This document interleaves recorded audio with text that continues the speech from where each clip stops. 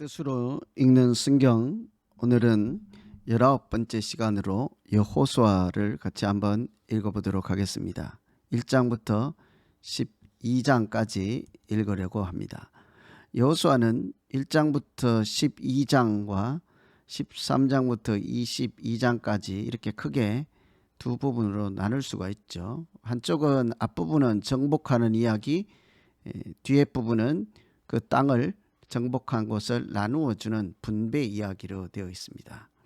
맨 앞에 1장에는 모세가 죽은 다음 여호수아가 이제 본격적으로 지도자로 활동하는 여호수아에게 하나님이 말씀하시는 내용, 여호수아의 등장이라 할 수 있겠죠. 이제 여호수아부터는 모세가 아니라 직접적으로 여호수아가 그 백성들을 가나안 땅으로 인도하는 이야기 있죠. 마지막에는 23장, 24장에는 여호수아 고별사 이렇게 되겠습니다. 전체적으로 한 단어만 생각한다면 무슨 이야기라고 할 수 있겠습니까? 이야기의 근간은 땅이죠. 땅을 정복하고 땅을 나누어 주는 이야기이니까요. 그래서 이렇게 되어 있습니다. 너희의 영토가 되리라. 하나님께서 여호수아에게 이것이 너희의 영토가 되리라. 하나님께서 그 백성들에게 땅을 주는 장면 말씀이라 할 수 있죠. 이 땅은 여호수아에서 비롯된 것이 아니라 실제로는 아브라함을 부를 때부터 창세기 12장에 내가 너에게 지시할 땅 보여줄 곳으로 가라 할 때 그 곳이라는 것이 땅 아니겠습니까? 내가 너에게 줄 땅, 보여줄 땅, 살게 할 땅. 그리고 창세기 15장에 헷불 언약을 할 때 이곳으로 다시 데리고 올 것이라. 출애굽 애굽에 가서 종살이로 400년을 지날지라도 약속의 땅 가나안 땅에 다시 올 것이라. 그 땅에 그 땅을 그 백성들에게 이제 다시 완성시켜서 정해주고 살게 하시는 그런 내용이죠. 그래서 여호수아는 보통 우리가 흔히 창세기부터 5권을 모세 오경이라고 합니다만 이 땅, 하나님 나라의 요소인 사람, 백성이죠. 사람, 땅, 또 하나님의 주권, 이런 것이 이제 만들어지고 세워져가는 과정인데 아직 신명기로는 완성되지 않았죠. 여호수아가 올 때 비로소 땅이 완성되니까 실제로는 모세 5경이 아니라 6경으로 해야 된다. 여호수아가 포함되어야 이런 하나님 나라의 백성이나 땅이나 주권 이런 것이 이제 완성된 모습으로 나타나기 때문이죠. 그래서 앞에 모세 오경과 관련해서 여전히 하나님 나라를 세워가는 과정 중에 있구나. 오늘 여호수아는 특별히 땅에 대한 말씀이다 하는 것 염두에 두고 읽으시면 되겠습니다. 그 땅을 향해서 출발한 곳이 출애굽기라면 그 땅을 향해서 이동하는 과정이 민수기죠. 그 땅에 정착하는 과정이 여호수아, 이렇게 진행으로 볼 수 있겠습니다. 뜻으로 읽는 성경은 제가 수요일 날마다 하는데 이것은 여러분 스스로 책을 읽어내는데 구약 성경을 읽을 때 도움, 참고, 가이드라인 정도 생각하시고 더 중요한 것은 스스로 성경을 읽는 것입니다. 스스로 읽는 것입니다. 제가 이 시간에 말씀드리는 내용은 여러분께서 읽으실 때 도움되는 참고 요소들, 큰 줄기, 주제, 배경 이런 정도라고 생각하시면 되겠습니다. 그래서 지금 말씀드린 내용은 여호수아는 땅이라는 주제를 가지고 앞에 있는 모세 오경의 내용을 완성하여서 하나님 나라를 세워가는 말씀이다. 이렇게 생각하시고 이제부터는 1장에서는 하나님께서 여호수아에게 말씀하셨다. 이렇게 시작하고 있습니다. 땅을 차지하는 이야기인데 가장 첫 번째 일은 하나님께서 그 지도자에게 말씀하는 거죠. 특별히 모세가 죽은 후라고 되어 있습니다. 여호와께서 여호수아에게 말씀하셨습니다. 여호수아의 이름은 원래 호세아이죠. 그런데 이게 여호수아로 되어 있습니다. 호세아이고 앞에 여호와가 붙었죠. 그냥 여호수아는 호세아는 구원이라는 뜻인데 여호수아는 하나님이 구원이십니다. 하나님께서 구원해 주시는 분이십니다. 이런 얘기죠. 야훼가 구원자다라는 거죠. 그 여호수아의 활동과 입을 통해서 사역을 통해서 하나님께서 구원자 되심을 보여주는 말씀인 거예요. 하나님께서 그 나라를 여호수아와 백성들을 통해서 세워가는 이야기라고 할 수 있겠죠. 그래서 모세가 죽은 후에 여호수아에게 하나님이 하신 말씀, 내가 주는 땅으로 가라는 거죠. 아직도 이들은 요단강 동편에 있는 거죠. 이쪽에 시딤이라고 하는 마지막 정착지, 이 건너가야 하는 것입니다. 서쪽으로. 여기 그 땅으로 가라. 내가 함께 할 것이라. 이것이 여호수아에게 주신 말씀이요. 그런데 그 땅을 차지하게 할 것이라, 너에게 줄 것이라 했는데 무엇부터 하래요? 마음을 강하게 하고 담대히 하라. 율법을 지키라. 저는 이 부분이 참 이상하다는 생각이 듭니다. 여러분, 앞에는 대적이 있고 전쟁을 하기 직전입니다. 내가 이 땅을 줄 것이라. 그러니 뭐라고 해야 되겠어요? 군대를 정비하고 총칼을 갈고 싸울 준비를 하고 사람을 많이 모으고 무기를 잘 생산하고 이런 이야기들을 했는데 그런 얘기는 없어요. 마음을 살피라는 거예요. 마음을. 하나는 또 하나님의 말씀을 지키라는 거예요. 전쟁을 할 때 마음을 살피고 하나님의 율법을 지키라. 그 전쟁이 어떤 전쟁인지를 짐작할 수 있죠. 그래야 형통할 것이다. 전쟁 중에 형통은 이기는 것 아니겠어요? 그랬더니 백성들이 우리가 여호와를 통해서 주신 하나님의 말씀대로 명령을 다 행할 것이며 여호수아가 지시하는 보내는 곳에 우리가 다 가겠습니다. 순종하는 백성들의 모습이죠. 그래서 1장은 그 땅을 차지하는 기본 원칙과 방법, 주제이죠. 하나님이 주신 땅이요. 하나님이 함께 가시는 땅이요. 그 땅을 차지하는 방법은 마음과 율법을 지키는 것에 달려있다 하는 내용이죠.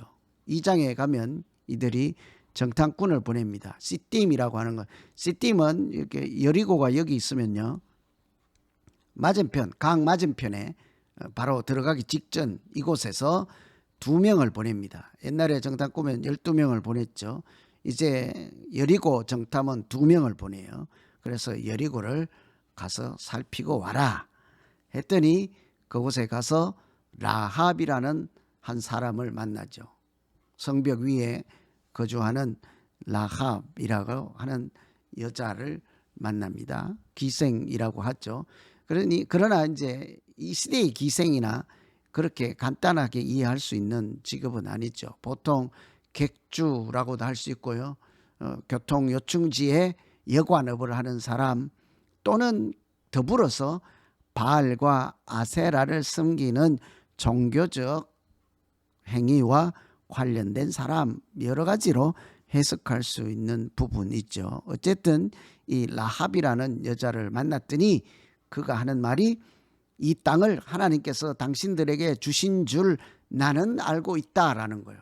지금까지 애굽에서부터 광야를 거쳐서 시딤까지 오는 과정을 다 들었을 거 아닙니까? 시딤까지 오는 과정을, 그 하나님에 대한 이야기를 듣고 라합이 하는 말, 하나님이 이 땅을 당신들에게 주신 줄 나는 알고 있습니다.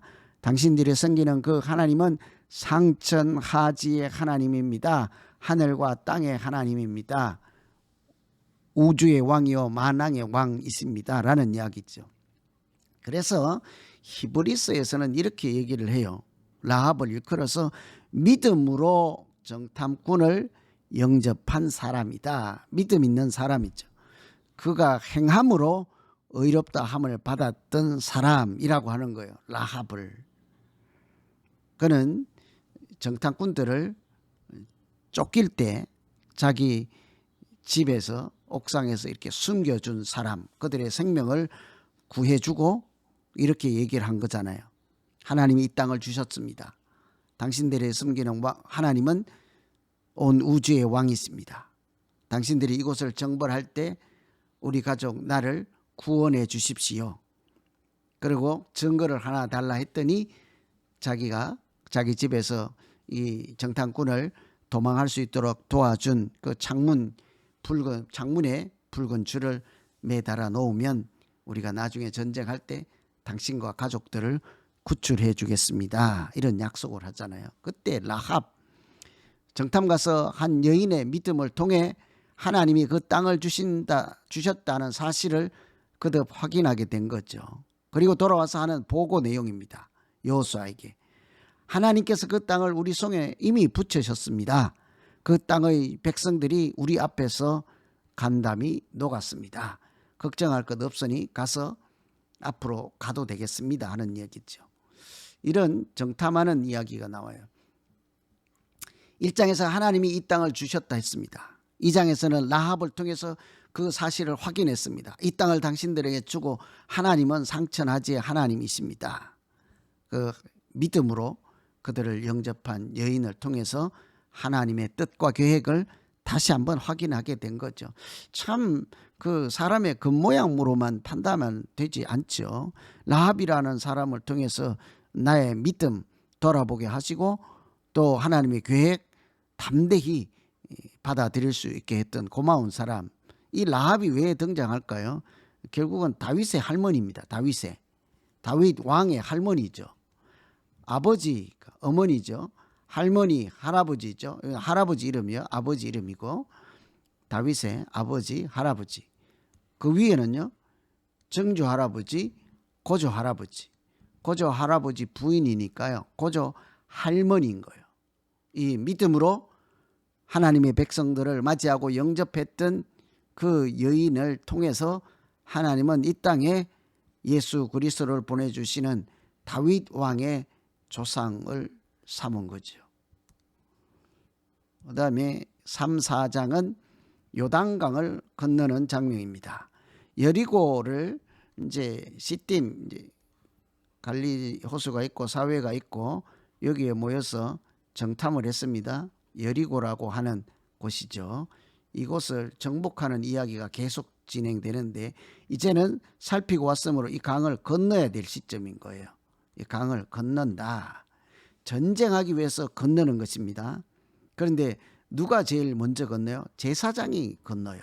제사장은 군인이 아닙니다. 하나님의 군대로서는 군인이겠지만 총칼을 들고 싸우는 사람이 아니라 언약궤를 메고 가는 사람이에요. 하나님의 법궤를 메고 가는 사람이죠. 그리고 백성들보다 앞장서서 건너가요. 전쟁을 하는 모양이라고는 생각할 수가 없지요. 성경책 들고 가는 사람이 맨 앞장선다 하는 얘기와 같은 거죠. 하나님 말씀을 붙잡고 맨 앞에 제사장들이 가고 그들이 강에 들어섰을 때 백성들이 그 마른 땅, 강인 거예요. 언약궤를 맨 제사장들이 발을 그 강에 들여 놓았을 때 물이 마르게 되죠. 그 마른 땅을 건넜다 하는 거예요. 마치 홍해를 마른 땅으로 걷는 것처럼 제사장들이 언약궤를 메고 요단강에 들어섰을 때 그 강이 마르고 백성들은 마른 땅을 갈랐죠. 세례 개념도 같이 포함되겠습니다. 홍해를 건널 때에 그 사람들이 옛사람은 죽고 하나님의 사람으로 거듭난 것처럼 요단강을 건널 때도 이 세대들이 옛사람은 죽고 새 사람으로 거듭나는 세례의 개념이 포함된 강 건너는 장면이죠. 그리고는 그 강에서 돌을 지파별로 하나씩 건져냈다가 그들이 들어가면 이쪽에 있는 길갈에 가서 돌을 세우게 됐죠. 그 돌을 세우라. 그리고는 후손 대대로 마른 땅을 건넜다 하는 것을 알게 하라는 거죠. 강에서 건져온 돌이니까요. 물이 마르지 않고는 돌을 건져낼 재간이 없지 않겠습니까? 하나님께서 강을 마르게 하여서 우리들이 건넜고 하나님께서 우리를 건너게 하셔서 증거로 돌을 세운다. 무슨 얘기겠어요? 그 하나님을 경외하게 하려 함이라 돌을 세우는 목적이죠. 지금까지 계속 여리고를 정복하는 이야기, 하나님께서 이 땅을 너희에게 주었다 했습니다. 라합을 통해서 그 사실을 확인했습니다. 강을 건널 때도 하나님이 물을 마르게 하고 너희들을 건너게 했으므로 이 돌을 길갈에 세우라 했습니다. 모든 전진과 진행하는 것에 하나님 손에 달린 것을 볼 수 있죠. 그러니 이 강을 건너고 와서 이제 여리고를 전쟁을 해야 되는 직전이죠. 전쟁을 해야 됩니다. 여리고를 차지하기 위해서. 그런데 강을 건너와서 그 백성들이 한 일은 참 우습죠. 할례를 행한 것입니다. 할례를 행하면 적군이 먼저 기습 공격하면 다 죽을 수밖에 없게 되잖아요. 디나가 세겜에서 험한 꼴을 당했을 때 그 오빠들이 작은 수로 그 세겜 족장과 주장 그 사람들을 다 죽이는 방법, 거짓으로 당신들이 할례를 행하면 우리와 혼인 계약을 맺고 내 동생을 주겠다 해서 그들이 할례를 했지요. 그런데 그들이 할례를 하고 몸을 움직일 수 없을 때 가서 다 죽였잖아요. 그러니 여리고를 정복할 때도 이 백성들이 할례를 행했다면 그쪽에 있는 사람들이 미리 알고 공격을 해왔을 때는 다 죽은 목숨이죠. 죽은 목숨. 싸울 수가 없으니까요. 그럼에도 불구하고 요단강을 건너서 가장 먼저 그들이 했던 일은 전쟁을 앞두고 할례를 행한 것입니다. 그리고는 하나님께서 그들에게 할례를 행하라 한 대로 순종을 하였죠.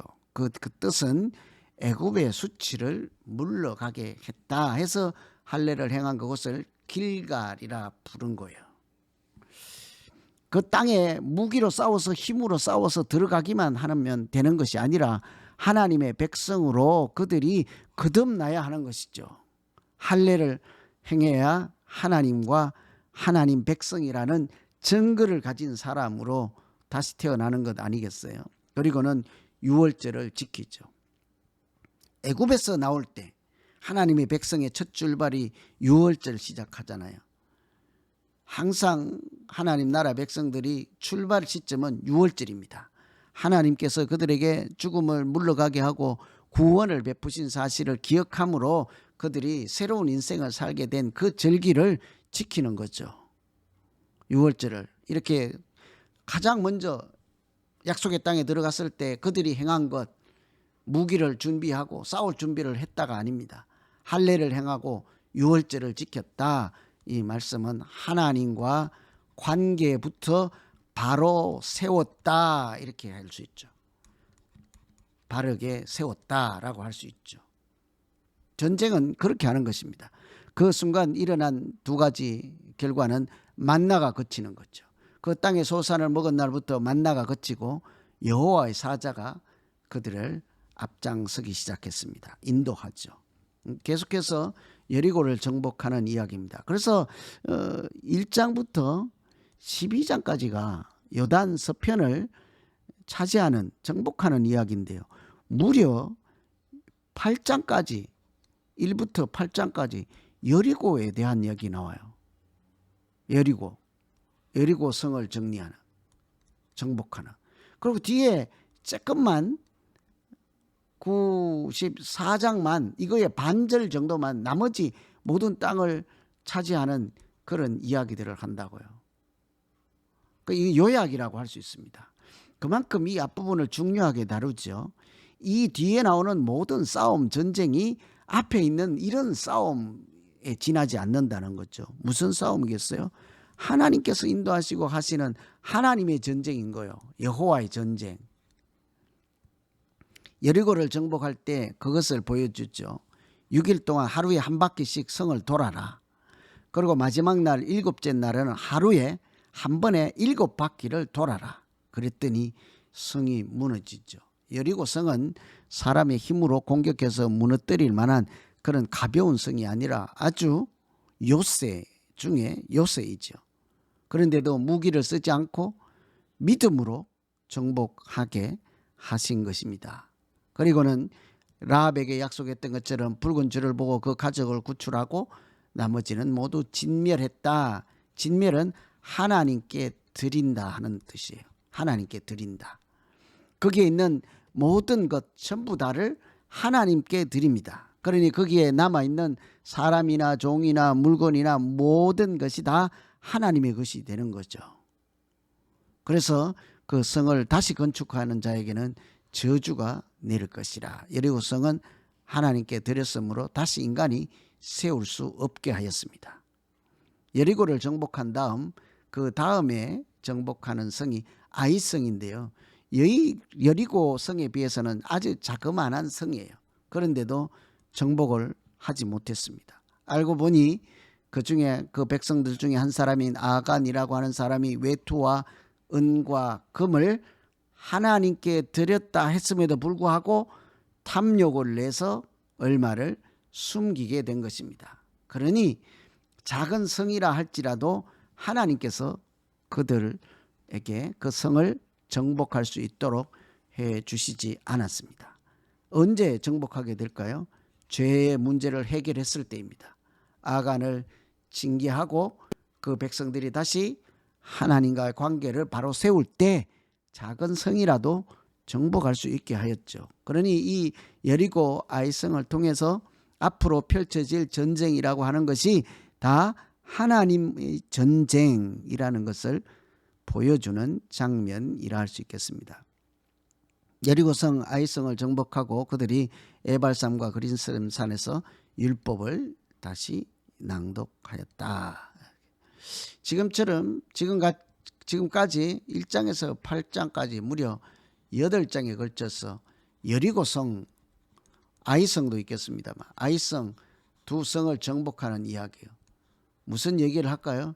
이것이 거룩한 전쟁입니다. 하나님의 전쟁입니다 하는 사실을 보여주시고 그 땅을 우리가 힘으로 싸워서 뺏은 것이 아니라 하나님께서 우리에게 주셨습니다 하는 이야기를 하는 거죠. 그랬더니 이웃 나라에 사는 기본 사람들이 와서 여호수아를 속이고 우리와는 전쟁을 하지 말고 평화를 지키고 살자 그렇게 한 거죠. 하나님께서 다 물리치라고 했던 가나안 족속 중에 한 부류의 희위 사람들 중에 기본이 대표로 와서 속임수로 화친을 맺고 평화조약을 맺은 것입니다.